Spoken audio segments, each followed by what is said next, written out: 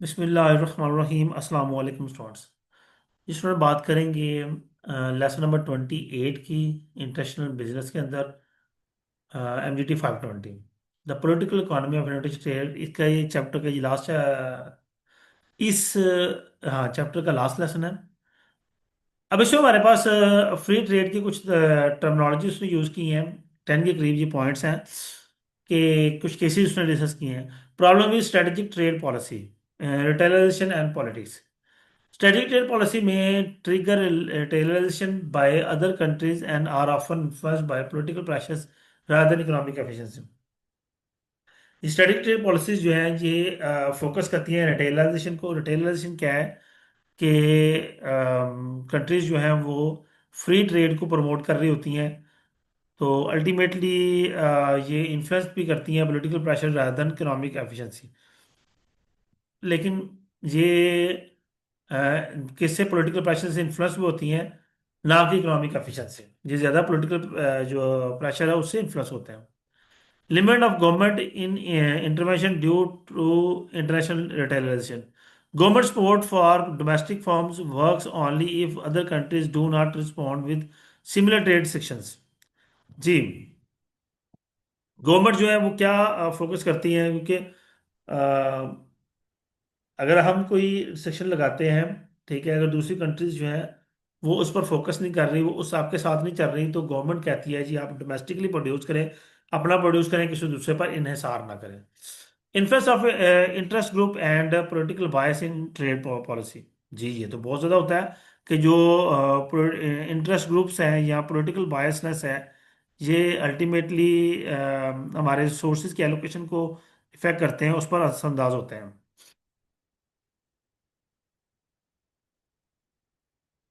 उसके बाद pre great depression protectionism. Before 1930s most countries practice protectionism, although Great Britain strongly support free trade। जी, protectionism क्या है कि चीज़ें एक्सपोर्ट मुल्क में कम से कम लाना, इंपोर्ट कम करना, ताकि डोमेस्टिक चीज़ों को प्रमोट किया जा सके। जबकि ग्रेट ब्रिटेन थे, उन्होंने फ्री ट्रेड को प्रमोट किया और बहुत ज़्यादा प्रमोट किया। इसका मतलब 1930 से पहले जो है हम डिप्रेशन प्रोटेक्शन के पे फोकस कर रहे थे कि हम एक्सपोर्ट्स वगैरह या दूसरे कंट्री के साथ ट्रेड जो है, इन चीज़ों पे काम नहीं किया जा रहा था। स्मूथ हैले tariff and collapse of world trade.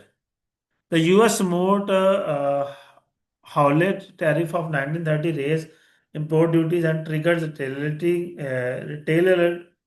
retaliatory measures, causing a sharp decline in global trade। ठीक है जी, अब इसमें बात कर रहे हैं कि 1930 में इम्पोर्ट ड्यूटीज जो है वो इंक्रीज की गई, स्टिल इस चीज़ को ट्रिगर करने के लिए कि जो इम्पोर्ट्स हैं वो कम किया जा सके, एक्सपोर्ट्स को बढ़ाया जा सके, डोमेस्टिक फोकस किया जा सके। Post world war two shift towards free trade. जी, वर्ल्ड वार टू जो है उसके बाद फ्री ट्रेड जो है, जो इकोनॉमी जो है वो फ्री ट्रेड की तरफ शिफ्ट हो गई। जाहिर सी बात है, जब पूरी दुनिया जो है वो डिस्टर्ब हुई, नुकसान हुए, जो जहां महर था वो उस पर फोकस हो गया और बाकी चीजें उन्होंने छोड़ दी। नेक्स्ट आ गया establishment of GATT general agreement in tariff and trade.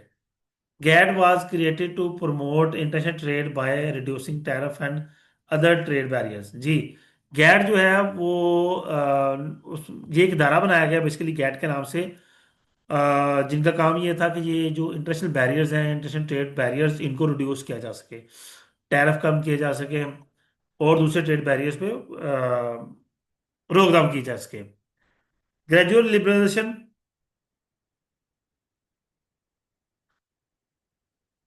Through GATT rounds. GATT negotiation occurs in multiple rounds, each contributing to significant reduction in global tariff levels। जी, गैट की negotiations का बार बार नेगोशिएट गैट कर रहा है, और ये negotiate किसके साथ कर रहा है? उन कंट्रीज के साथ जिन्होंने ट्रेड बैरियर बड़े हाई लगाए हुए हैं, ताकि ट्रेड बैरियर्स को, टैरिफ्स को रिड्यूस किया जा सके। States on GATT system in 1980s and early 90s। Trade imbalance, Japan economic dominance, US trade deficit. अब ये देखें, गैट के कुछ मामला ऐसे हुए जिसमें ट्रेड तो इंटरनेशनल ट्रेड को कंट्रोल तो किया गया, टैरिफ रिड्यूस किए गए, लेकिन उसका नुकसान क्या हुआ? जापान जापान ने इकोनॉमिक डोमिनेंस क्रिएट कर ली पूरी दुनिया में। जो इलेक्ट्रॉनिक्स उस पर जापान जापान होल्ड कर गया। यूएस ट्रेड डेफिसिट, यूएस का ट्रेड जो है बहुत ज़्यादा डेफिसिट हो गया। लोगों ने जापानीज प्रोडक्ट्स और चाइनीज प्रोडक्ट्स पर फोकस करना शुरू कर दिया और अपने मुल्क की प्रोडक्ट्स को इस्तेमाल रिड्यूस कर दिया। Non tariff barriers weakened the effectiveness of GATT. और जो यानी कि टैरिफ फ्री ट्रेड जो क्रिएट की थी गैट ने, उसने अल्टीमेटली मुल्कों को कमजोर करना शुरू कर दिया। यूरोगाई राउंड ऑफ गैट नेगोशिएशन। जी, यूरोगाई जो है ये बी धारा था जिसका जिन्होंने गैट का राउंड किया। Uruguay round expand trade rules to include service agriculture. इन्होंने भी जो ट्रेड रूल्स थे और उसमें और भी चीज़ें शामिल की। इन्होंने सर्विसेज को शामिल किया। पहले जो है सिर्फ प्रोडक्ट्स का लेन देन होता था, सर्विसेज का ऐसा नहीं था। उन्होंने सर्विसेज का भी एक्सचेंज शुरू किया, एग्रीकल्चर का, इंटेलेक्चुअल प्रॉपर्टी का enforcement mechanism. Intellectual property basically होता है जो कॉपीराइट, ट्रेडमार्क्स या पेटेंट्स वगैरह होते हैं, इनका एक्सचेंज स्टार्ट हुआ। तो अल्टीमेटली जो ट्रेड है, इंटरनेशनल ट्रेड, वो और बेहतर होना शुरू हो गई। Unrealised issue after euro round unresolved. ठीक है, यूरो का राउंड के बाद भी कुछ इश्यूज रिजॉल्व होने रह गए, वो रिजॉल्व ना हो सके। वो कौन से की area such as environmental protection, labour rights, financial services, foreign direct investment remain unresolved. ये वो इश्यूज थे चार पांच जो कि यूरो का इशू के बाद भी अनरिजॉल्व रह गए। ये आपका एक शॉर्ट क्वेश्चन भी है। Creation and enforcement rule of world trade organisation WTO। जी, क्रिएशन ऑफ एनफोर्समेंट रूल। अब WTO जो है, ये इदारा गैट के बाद बना। WTO रिप्लेस हुआ गैट से विद स्ट्रॉन्गर एनफोर्समेंट पावर। ये इदारा मजबूत हुआ बहुत ज्यादा। ये प्रॉपर इंटरनेशनल पर इन्फ्लुएंस भी होना शुरू हुआ। ठीक है। अब इस इदारे के बनने के बाद ongoing challenges in global trade system, और नए चैलेंजेस जो है वो ग्लोबल ट्रेड सिस्टम ने फेस करना शुरू किए। इसका मतलब ये हुआ कि स्टिल चैलेंजेस मौजूद रहे इस इदारे के आने के बावजूद। ऐसा नहीं है कि ये इदारा आया तो हमारे जो सारे चैलेंजेस थे इंटरनेशनल ट्रेड के वो रिड्यूस हो गए। जी स्टूडेंट्स, उम्मीद करता हूँ ये लेक्चर आपके लिए अंडरस्टैंडिंग होगा। वीडियो को लाइक कीजिएगा, कमेंट कीजिएगा, अपना ख्याल रखिएगा। अल्लाह हाफिज।